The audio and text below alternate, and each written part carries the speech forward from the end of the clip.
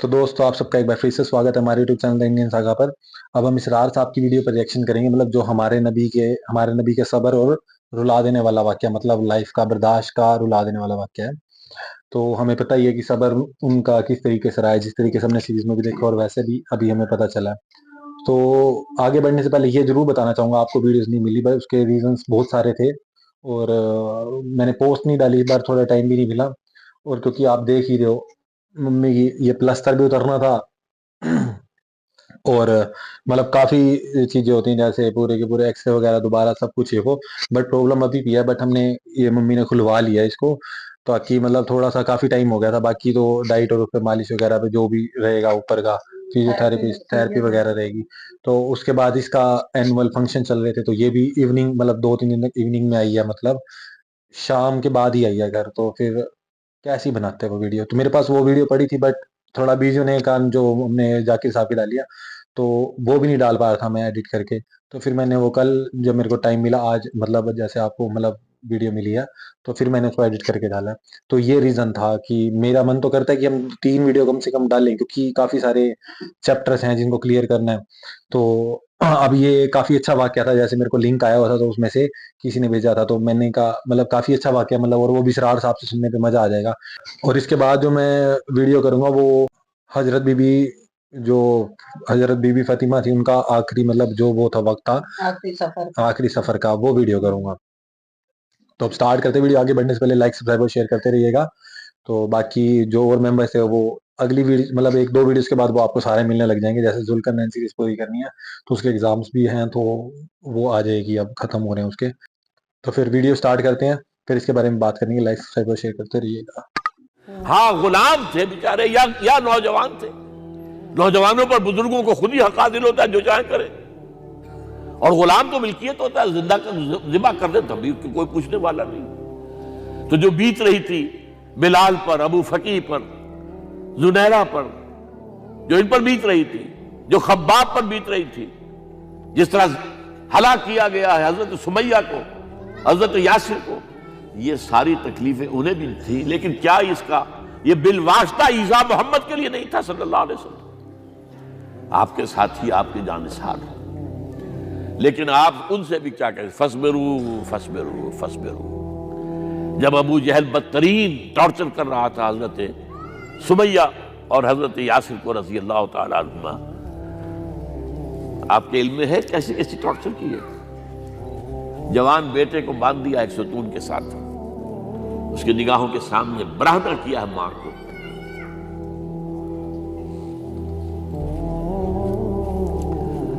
हाथ में एक मूर्ति है। जब तंग आ गया, सता कर तंग करके मार मार के हजरत सुमैया टस से मस नहीं हो रही, कहता है तुम एक दफा कह दो सुमैया कि हाँ इस मूर्ति में भी कुछ है, मैं तुम्हें छोड़ दूंगा। उन्होंने थूक दिया, बर्छा मारा है शर्मगाह के अंदर।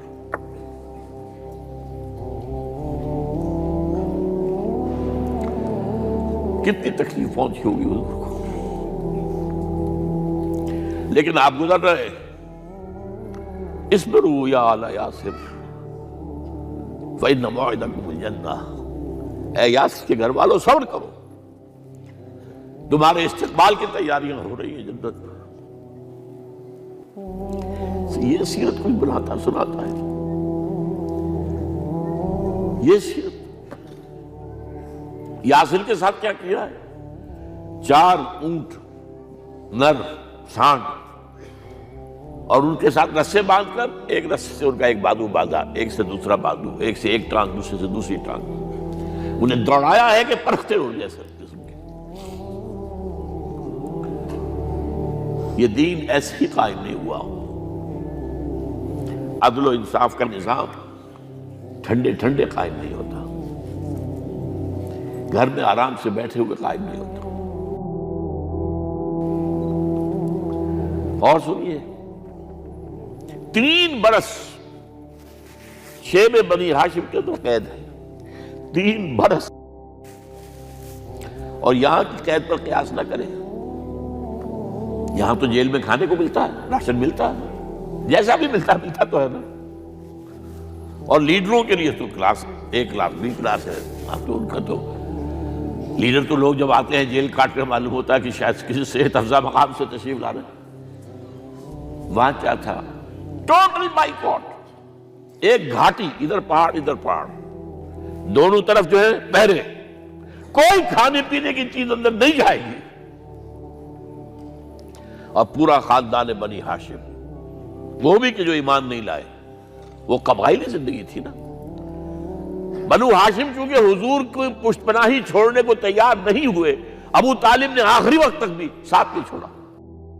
हाँ, आखिरी वक्त के करीब एक बात हो गई थी। एक मर्तबा तो हुआ कि वफद आया है कुरैश का कि अपने भतीजे को रोक लो, वो हमारे माबूदों की तौहीन करता है।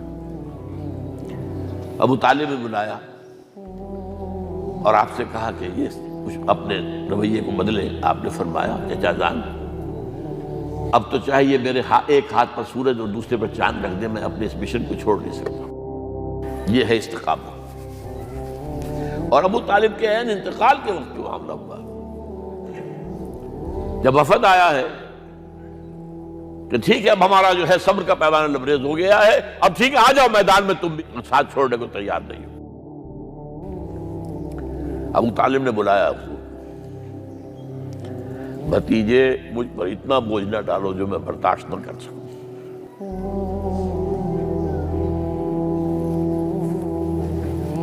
हुजूर की आंखों में आंसू आ गए।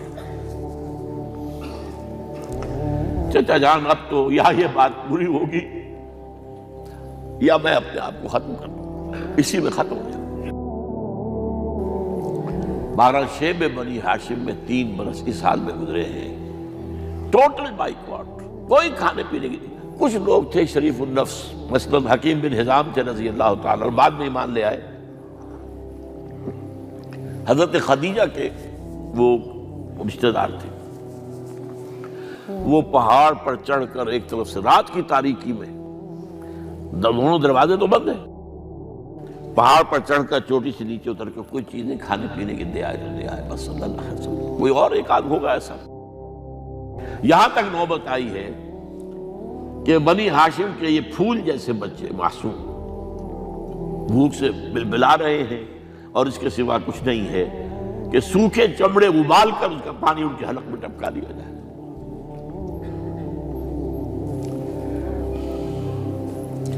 और जो हुआ वादी ताइफ में, जब मक्के वालों ने फैसला कर लिया कि आप कत्ल कर दो, अबू तालिब भी फौत हो चुके हैं, अब कोई अंदेशा नहीं, कोई खाना जंगी शुरू नहीं होगी, कोई इंट्रा ट्राइबल वॉर नहीं होगी। तो आप ताइफ गए हैं, शायद वहां के 3 सरदार थे बड़े, और ये ताइफ असल में कुरैशी का समझिए कि ये उनका गर्मियों का ये सेहत अफजा मकाम था। ये तमाम जो सरदार थे मक्के के, उनकी जायदादें वहां की, बागात थे, और वहां के भी 3 सरदार थे। तो शायद उनमें से किसी को अल्लाह तौफीक दे दे। वहां गए हैं और सिर्फ एक साथ हैं, हजरत ज़ैद इब्न हारिसा। हजरत अबू बकर भी साथ नहीं थे, साए की तरह साथ रहने वाला भी साथ नहीं था। वहां जाकर जो आपने तीनों से बात की है, तीनों ने वो बातें कही हैं जो कलेजे को चीर जाए। तुम्हारे सिवा कोई अल्लाह को नहीं मिला था रसूल बनाने, जाओ चले जाओ। एक कहता है फौरन चले जाओ यहां से, इसलिए कि हो सकता है कि तुम सच्चे हो तो कहीं मैं तुम्हारी तौहीन न कर दूं, और यह भी हो सकता है तुम झूठे हो तो झूठे को मैं मुंह नहीं लगाना चाहता। 3 दिन की ये सख्ती, और उसमें क्या हो रहा है, स्ट्रीट अर्चिन्स जो कहलाते हैं हमारे यहाँ, ठोकरे गलियों के, उन्हें इशारा कर दिया जरा इनकी खबर लो। अब वो पथराव कर रहे हैं। जैसे हमारे यहाँ कोई आ जाता है, कोई नीम पागल या कोई और किसी तरह का मस्त किस्म का आदमी, और उसके ऊपर छोकरे चारों तरफ हों और सता रहे हों। ये नक्शा था, और ताइफ की गलियां थी, और महबूब रब्बिल आलमीन थे। इधर से पत्थर आ रहे हैं तो ज़ैद इब्न हारिसा रुकावट बन गए, लेकिन पीछे से आ रहे हैं, वो कैसे रोकेंगे? पीछे जाते हैं तो इधर से आ रहे हैं। जिस्म लहू लुहान है, खून रिस रिस कर जख्मों से जूतियों में आके जम गया है। फिर वहां से आप निकल कर गए हैं, एक बाग में थोड़ी सी पनाह ली है थोड़ी देर के लिए, जूते बड़ी मुश्किल से उतरे हैं, खून जमा हुआ, और वो जो फिर दुआ निकली है आपके, वो कलेजे को चीर जाने वाली है। अल्लाहुम्मा इलैका अश्कू फ़क़ुव्वती व क़िल्लत हीलती व हवानी अलन नास। अल्लाह तेरी जनाब में फरियाद लेकर आया हूं, अपनी कुव्वत की कमी का, अपने वसाइल की कमी का, और लोगों में जो रुसवाई हो रही है। इला मन तकेलोनी इला बाईदी यतजहमुनी और इला अदुव्विन मल्लकता अमरी। मुझे किसके हवाला कर दिया है? मुझे दुश्मन के हवाले कर दिया, जो चाहे मेरे साथ कर गुजरे। फरियाद है कि नहीं? बड़ी जोरदार फरियाद है, बड़ी जोरदार। लेकिन फिर मकाम अब्दियत का ज़हूर होता है। इन लम यकुन अलैया गज़बुक फला उबाली। ऐ अल्लाह, अगर तू नाराज नहीं है, मुझे अंदेशा ये हो गया कि कहीं तू नाराज तो नहीं हो गया है, कहीं तूने मेरा साथ तो नहीं छोड़ दिया है। अगर तू नाराज नहीं है तो मुझे कोई परवाह नहीं, जो हो सो सर तस्लीम खा में जो मिजाज यार में आए।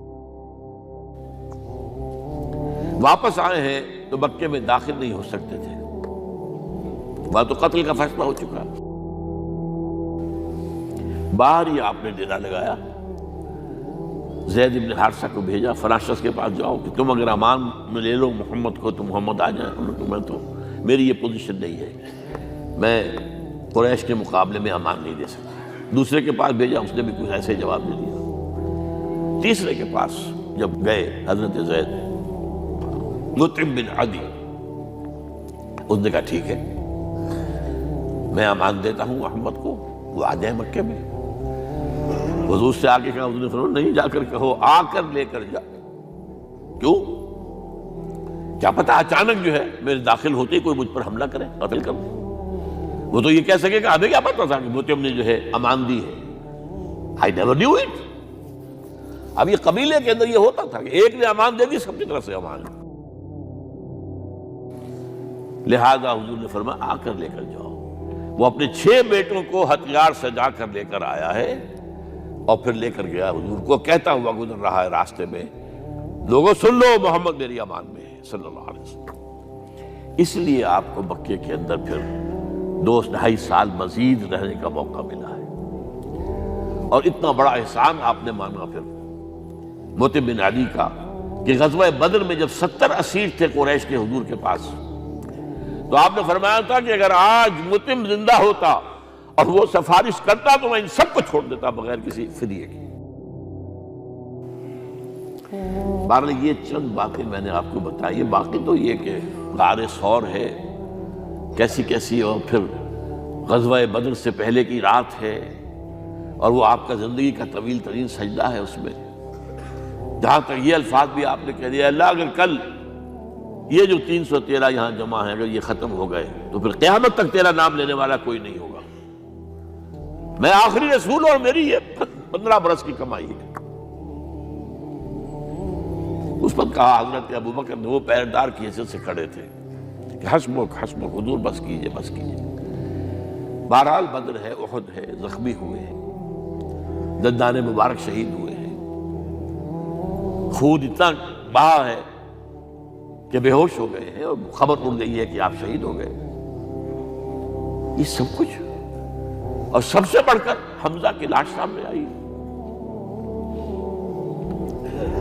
कैसी लाश? नाक कटी हुई है, कान कटे हुए हैं, पेट चाक करके कलेजा चबाया हुआ है। किस तरह बर्दाश्त किया होगा आपने? अपने ऊपर तारीख करके देखें, ये हमजा कौन है?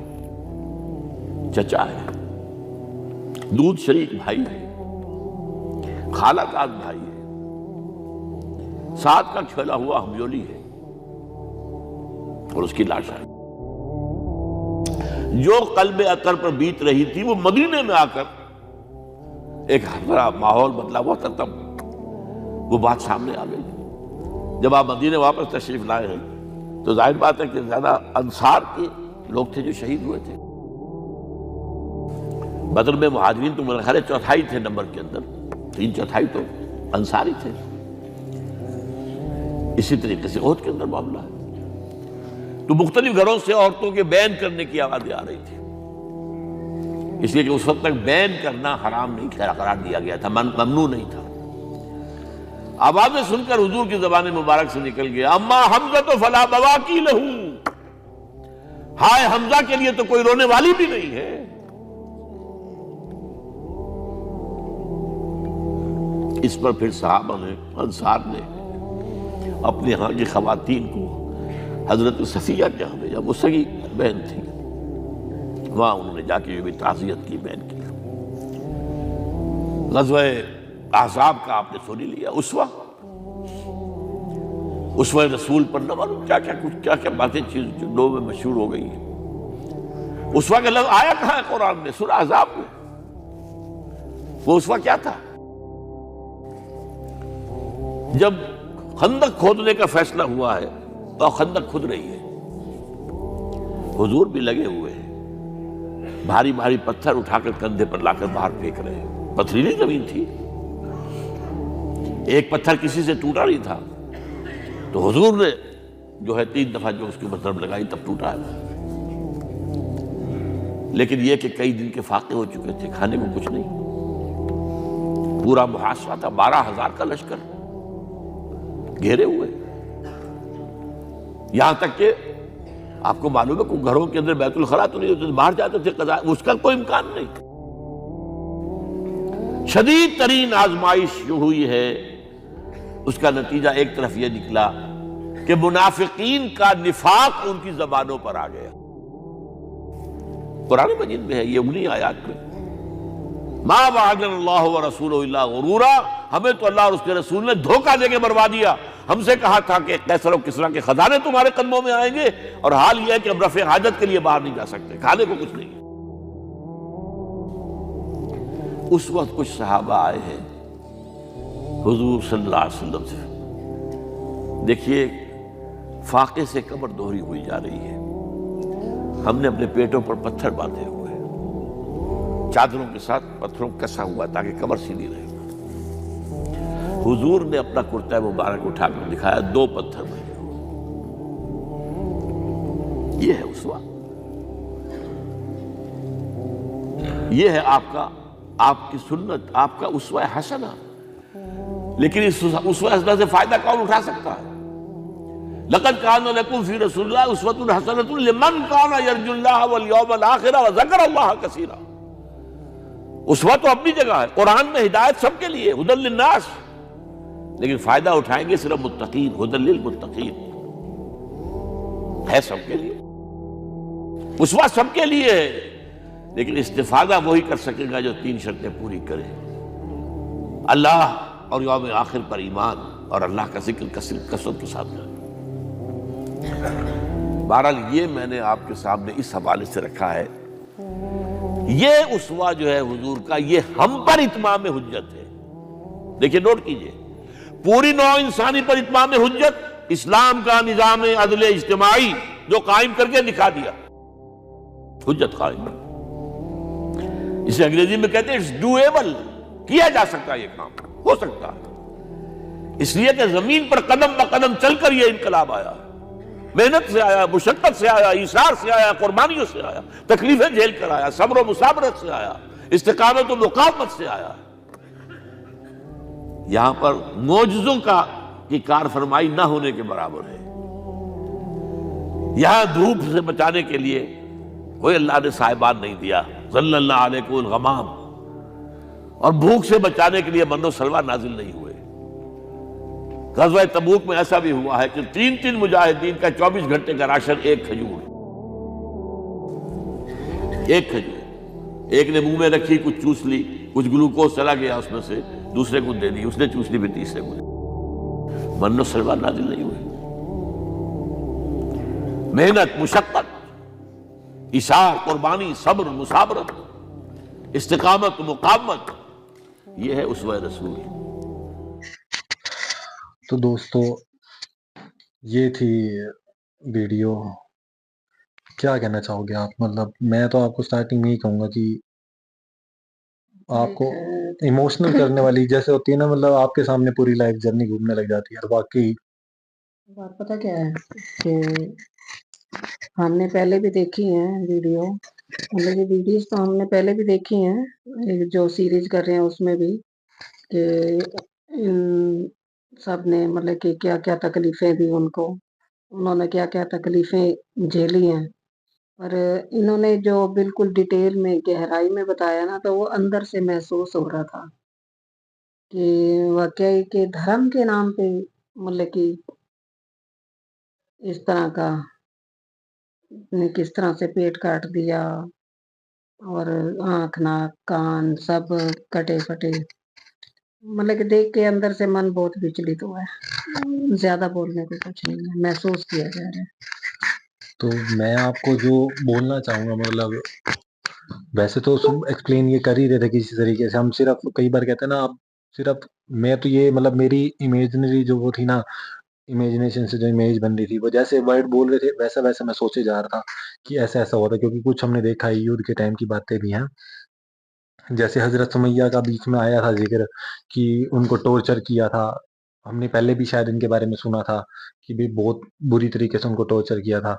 और बाकी हाँ, हजरत हमजा के बारे में भी सुना था कि इस तरीके से उनको मारा गया था, मतलब वो युद्ध के अंदर ही पीछे हमने करी थी, तो उन्हीं की डेथ हुई थी। और इवन जब मेरे को सबसे प्यारी बात ये लगी, मतलब प्यारी क्या, मतलब एक तो ये बात सबसे अच्छी लगी मेरे को कि उन्होंने कहा कि भी मेरी मैं रसूल हूँ, भी मेरी 15 साल की कमाई है 313 जो जंगे बदर के टाइम में हुई थी ना। तो उन्होंने कहा कि मैं, भाई अगर तूने भाई ये चले गए तो फिर तेरा तेरा नाम कौन लेगा, क्योंकि 15 साल में मैंने अभी तक यही कमाया जो कमाया 15 साल। और उस 15 साल में ही एक्चुअली मेन था ना, जो वो 15 साल के अंदर उन्होंने बहुत कुछ झेला था, बहुत दुख दर्द जो हम पीछे देखते हैं, जैसे वो पहाड़ी में रहते छुप के रहते थे, ठीक है, अबू बकर उनके साथ थे, उनके बच्चे रोटी खाना लेके आते थे, कैसे वो याद है ना, वो बैठे हुए थे तो उनके ऊपर मतलब वो जो काट गया था, कीड़ा सा काट गया था, और वो बैठे रहे थे वहां पे, उन्होंने मोरी से ऐसे उसके ऊपर वो भर दिया था, छेद सा था, और किस तरीके से वो इस तरीके से रह रहे थे। ये भी छोड़ो, वो हमने वो भी देखी थी, वो जो जुबैर रियाज की वो देखी थी कि किस तरीके से वो उनको ज्यादा वो पत्थर के नीचे रेगिस्तान वाले इलाके में रह रहे थे। अब वो पैदल चल के जाना, सोच के देखो इतनी कड़क की धूप में जहाँ पैर, और वहां पर वो पत्थर के नीचे बैठे थे जाकर। मतलब ये तो जनरली जनरली बता रहा हूँ मैं, बाकी जिस तरीके से बदतमीजी से बातें करी जाती थी, वो बोल रहे थे, वो तीन के पास गए थे।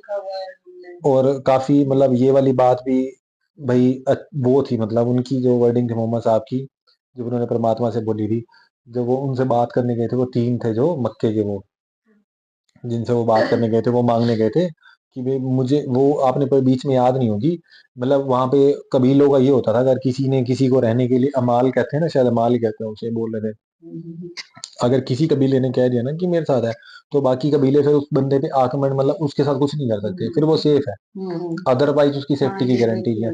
तो वो उनके पास जा रहे थे बार बार, जब उनको पत्थर मारे जा रहे थे ना, वो यही बता रहे थे कि जैसे कोई बंदा आ जाता है, जैसे कोई भाई देखते हैं, हम भी देखते हैं आजकल कोई आता है तो उसको हम मारने लग जाते हैं, कई बंदे करते हैं, वीडियो में देखते हैं, भाई ये तो एम ही है, जल्ला मल्ला सा जो भी। तो इस तरीके से उनको पत्थर मारे जा रहे थे।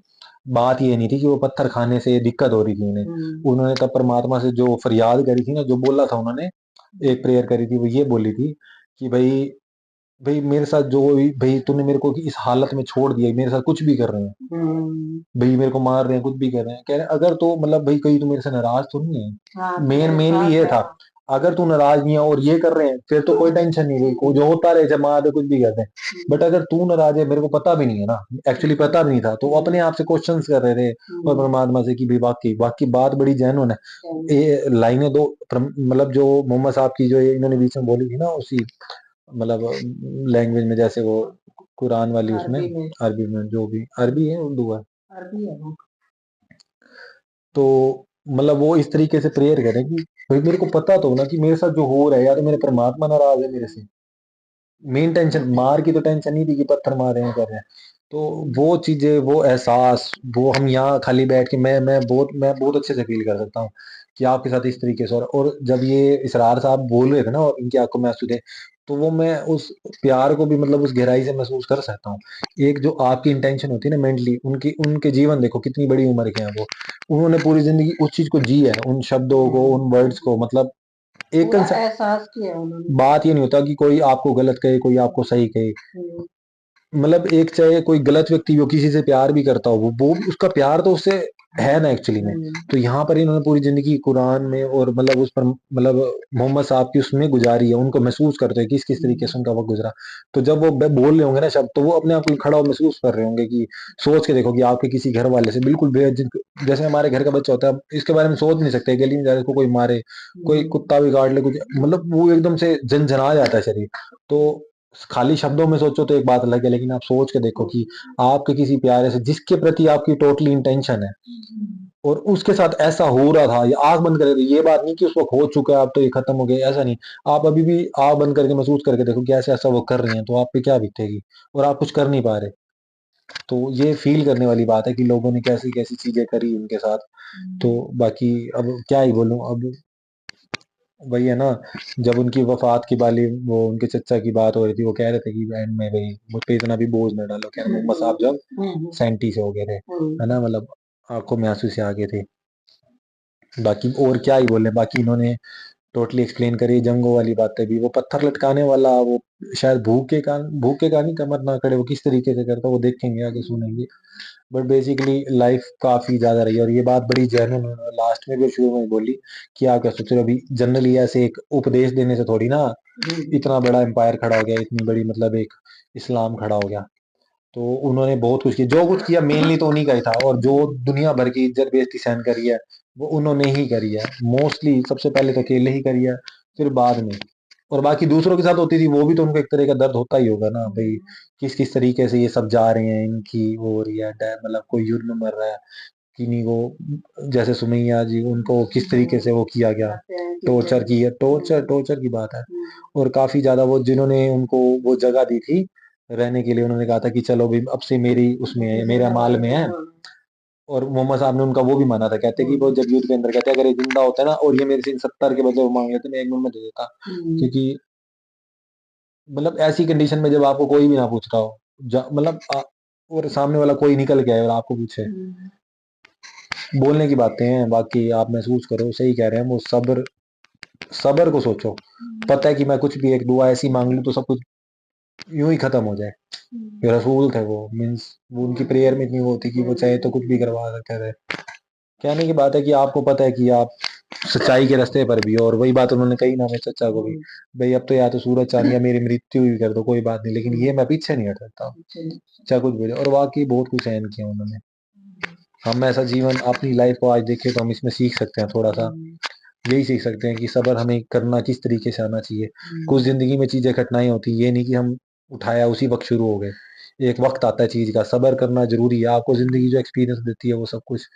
बाकी इसरार साहब अच्छे से समझा, बाकी मैंने इनकी एक दो ना अपने आप उन पे मैं रिएक्शन की बात नहीं, इनके इंटरव्यूज भी देखे हैं, तो इनका जो बोलने का तरीका है ना वो एक झूठेपन वाला नहीं है, जैसे लोग कहीं ना बहुत ज्यादा वो करते हैं, बढ़ा चढ़ा के भी बड़ी वो करते हैं, लेकिन इनका एक्चुअल मकसद है ना, जो इनका एक्चुअल मतलब वो है, वो ना उस गहराई से उतरते हुए चीज को महसूस करते हुए बोलना है, प्रॉपर जो बात से बात है और प्रॉपर उसके एहसास को उसी तरीके से बचाना।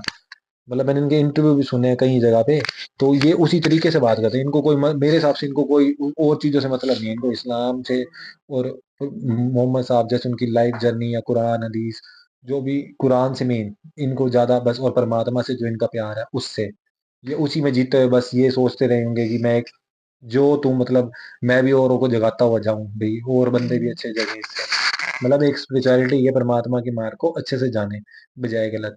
तो आप क्या कहना चाहोगे? वीडियो काफ़ी अच्छी थी। जैसे कि हम मोहम्मद सीरीज़ भी देख रहे हैं, उसमें भी हम पहले ये सारी चीज़ें और उनसे सुन चुके हैं।